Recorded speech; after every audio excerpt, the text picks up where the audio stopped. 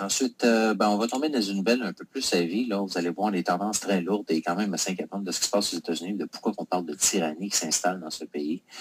Vous avez plusieurs nouvelles ici qui font état d'achats massifs, j'en ai parlé d'ailleurs dans les émissions précédentes, d'achats massifs par le gouvernement fédéral américain de munitions, d'armements, dans les derniers mois qui ont couru.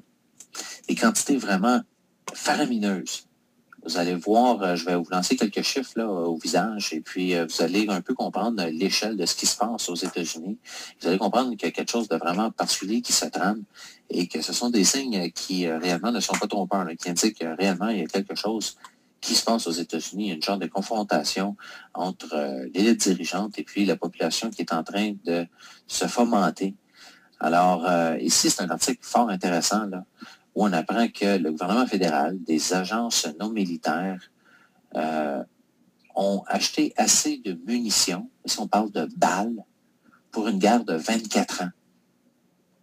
On a acheté assez d'armements de munitions, non seulement pour tirer chaque Américain 5 fois, mais pour en fait s'engager dans une guerre intérieure, une guerre civile prolongée. Ces chiffres-là sont basés sur des rapports assez récents qui font total des munitions qui ont été achetées par le gouvernement fédéral dans les 10 mois passés et qui approchent, écoutez bien ça, les 2 milliards de balles. Alors, pour donner un peu de perspective à ça, les experts estiment qu'au pic, au sommet de la guerre en Irak, les troupes américaines tiraient autour de 5,5 millions de balles par mois. OK, on parle de munitions ici. À ce taux, à ce rythme-là, le département du Homeland Security est armé aujourd'hui pour mener une guerre de 24 ans comme en Irak. Une guerre de 24 ans comme en Irak. C'est quand même assez impressionnant comme chiffre. Et puis aussi dans le manque de détails qui sont donnés par les explications officielles par rapport à ça. Et puis évidemment que les inquiétudes, c'est que l'Homeland Security aux États-Unis est en train de s'armer pour combattre une insurrection parmi les Américains. On s'aperçoit qu'il y a les forces policières ainsi que les agences de sécurité nationale qui sont en train de jouer plusieurs multiples scénarios et qu'ils simulent l'effondrement du système financier, l'effondrement de leur société et le potentiel pour une violence largement répandue, des vols de masse, des tueries dans les rues, parce que c'est ce qui se produit lorsqu'une économie s'effondre. Et puis, on suspecte en fait que ce soit justement le cas de la situation financière aux États-Unis, de leur situation monétaire, de l'effondrement.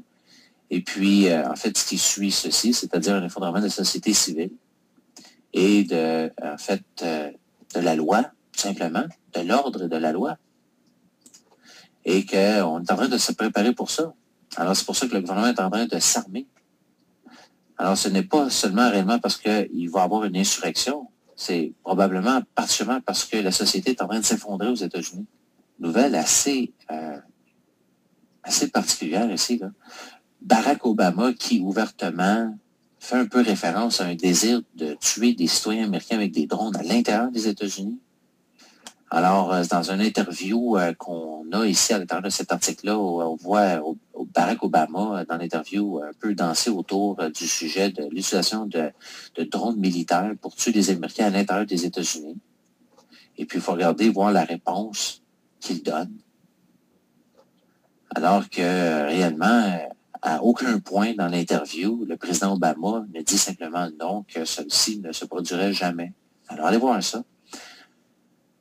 Alors, un autre article qui parle ici de cette histoire de 2 milliards de munitions achetées par le gouvernement fédéral et des agences non militaires. Obama qui bouge pour autoriser des frappes par drone à l'intérieur du pays. Alors, il a déclaré dans cette interview que les règles qui s'appliquent à l'extérieur des États-Unis vont être différentes de celles qui vont s'appliquer à l'intérieur des États-Unis. Le Homeland Security qui a avancé des plans de déployer des drones pour la la sécurité publique, dit-on, dans le ciel américain. Alors, vous avez des actions au Congrès qui ont autorisé l'année dernière et appelé au déploiement de 30 000 drones de surveillance d'ici l'année 2020 aux États-Unis. Imaginez. Alors, on dit, selon le DHS, le Homeland Security, la tête du Homeland Security, Janet Napolitano, a déclaré que la mission primaire de ces drones serait pour des situations de désastre, ainsi de suite, et pour la sécurité du public. Mais on s'aperçoit que finalement, il y a toute cette possibilité qui est restée ouverte, qui n'a jamais été déniée, d'utilisation extrajudiciaire, militaire, pour assassiner des Américains qu'on jugerait être des ennemis d'État.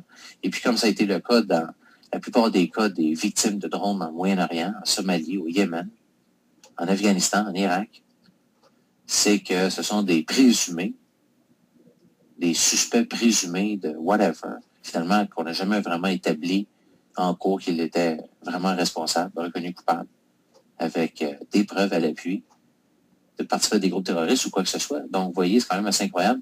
Puis là, ici, vous avez un autre article où on parle d'une source, encore là, du Homeland Security aux États-Unis, qui déclare pourquoi l'appareil militaire s'entraîne dans des villes aux États-Unis. Alors, là, c'est des gens à l'intérieur qui parlent de ça. Alors, vous avez ce qu'on appelle des Realistic Urban Training, alors des entraînements réalistes en milieu urbain qui sont en train de se produire un peu partout à travers les États-Unis.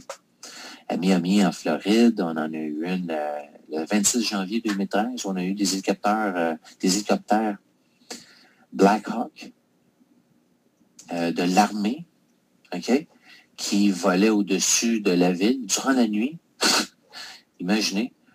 Et puis, on a tiré des balles à blanc dans des buildings. Et ce qui a évidemment éparé plusieurs résidents qui habitaient dans ces localisations-là. Puis, vous avez même les services de nouvelles locaux qui ont parlé de ça à propos de ces exercices. Et disant que c'était seulement des entraînements, des drills et puis les résidents ne devaient pas être vraiment inquiétés par ça. Alors que les journalistes, finalement, n'ont jamais posé les vraies questions, à savoir qui vraiment autorisait ce genre d'exercice sans informer le public. Et puis, pourquoi on conduisait ce type d'entraînement dans des populations civiles, dans des villes américaines, en mettant des citoyens à risque, évidemment, en étant même aussi une violation du posse comitatus qui interdit, dans le fond, le déploiement et l'utilisation des forces militaires dans la société civile aux États-Unis. Alors, quand même assez particulier, des mêmes types d'exercices sont produits à Houston, au Texas, le 29 janvier. Puis, vous avez d'autres types d'exercices qui sont produits à Galveston, au Texas, rapportés par le Houston Chronicles, où on avait 80 soldats des Army Special Operations Command, des opérations spéciales, en coordination avec les forces policières.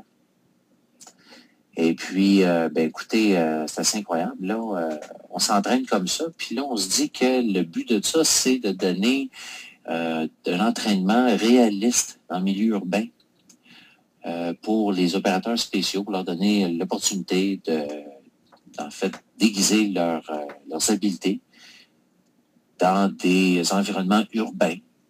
Vous en avez eu d'autres qui ont eu lieu à Los Angeles, à Plainville, Worcester, Minneapolis, à Saint-Louis. Alors, plusieurs endroits comme ça. Et puis là, on dit, dans la source de cet article, qu'il a parlé avec des personnes qui sont très haut placées dans l'appareil militaire, impliquées dans l'Homeland Security, et qui a déclaré que, finalement, le département de la Défense et puis le Homeland Security aux États-Unis conduisent des exercices de désensibilisation à travers les États-Unis. Et ils disent que, évidemment, les gens qui participent, qui, en fait, travaillent sous les ordres du département de la Défense, donc les soldats de l'armée et les agents du Homeland Security, sont en train d'être préparés pour un soulèvement social, civil, massif, de masse, dans des villes majeures aux États-Unis, et que le département de défense va être évidemment requis d'être porté à l'aide, de se porter à l'aide. Ce qui est le plus important ici qu'on révèle dans cet article-là, c'est qu'il y a dévaluation continue de leur monnaie aux États-Unis, les prix du pétrole qui augmentent et qui vont continuer d'augmenter jusqu'à cet été. On veut atteindre des sommets cet été dans le prix du pétrole. Dans ce fameux aussi débat du contrôle des fusils, des armes à feu.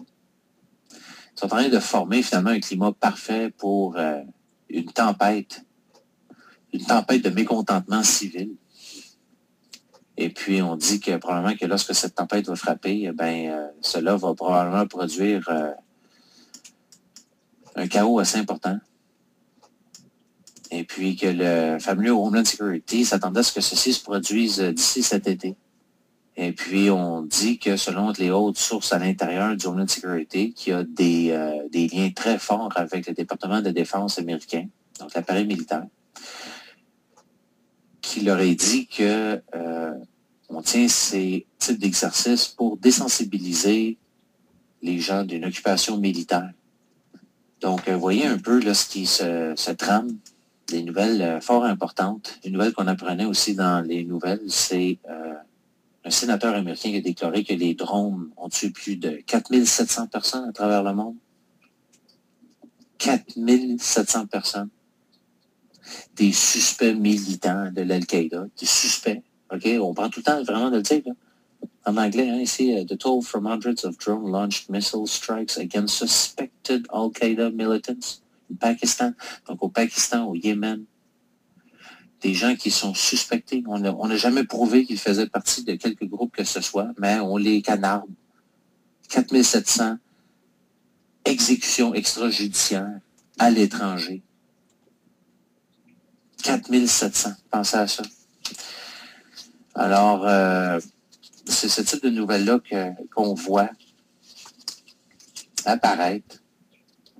Après ça, vous avez la Maison-Blanche qui a construit un super bunker sur le site de la Maison-Blanche. Ça a pris 4 ans à compléter. Est-ce qu'ils sont en train de se préparer pour quelque chose? Encore des drapeaux rouges qui s'adressent. Des préparations bizarres qui se passent tout en même temps, qu'on regarde, qu'on connecte les points ensemble, on se demande pourquoi ils se protègent, de quoi, qu'est-ce qu'ils se préparent, à quoi ils se préparent. Alors, c'est un projet très profond, underground, sous le sol, souterrain, enveloppé dans le secret, qui a été planifié pendant 40 ans et qu'on a finalement mis à exécution les 4 dernières années à la Maison-Blanche. On avait déjà plusieurs trous fortifiés comme ça pour cacher les présidents. Alors, pourquoi celui-là a été construit? Question.